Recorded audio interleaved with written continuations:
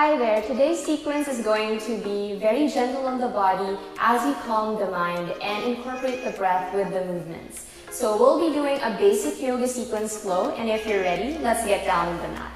So our first pose is a child's pose. So you're going to bring the knees out wide, extend your hands all the way forward, and melt the heart down, forehead down on the floor. Please don't mind my dog, she also likes yoga. Okay, so we're going to take 5 deep breaths here, inhaling through the nose, exhaling out through the mouth. And this is really a perfect pose, especially if you feel any pain on the low back or you just simply want to relax and rewind.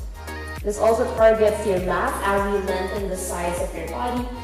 So let's take one more deep breath in and exhale. On your next deep breath, slowly go forward in a neutral tabletop position. Wrists underneath the shoulders, knees underneath your hips. So we're going to get into our basic cat and cow. Start to drop the belly down, send your chest forward as you look up to the ceiling. On the exhale, round in cat. Drop through the belly, inhale in cow. Exhale to cat pose. Let's do this for 3 more times. And this is really a great movement for the spine as we get into that opening of the chest and the shoulders and that rounding of the back. Last one. Create that fluidity through the spine. And then exhale, push away from the floor. Come back to the center in neutral tabletop position, and we'll go ahead and thread the needle.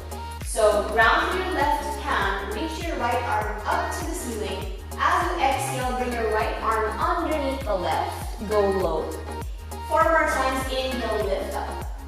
And then go low without touching the ground. You can bend that left elbow as you exhale. And what this does is really targeting that openness of the shoulders, stretching out a bit of the neck as we gaze up towards our fingertips. Last one, thread, and reach up, and release. Okay. Other side, inhale, lift the left arm up. Look at your fingertips as you exhale, thread the needle.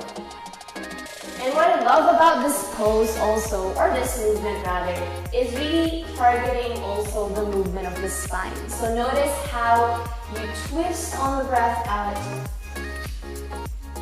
and then lifting up once more.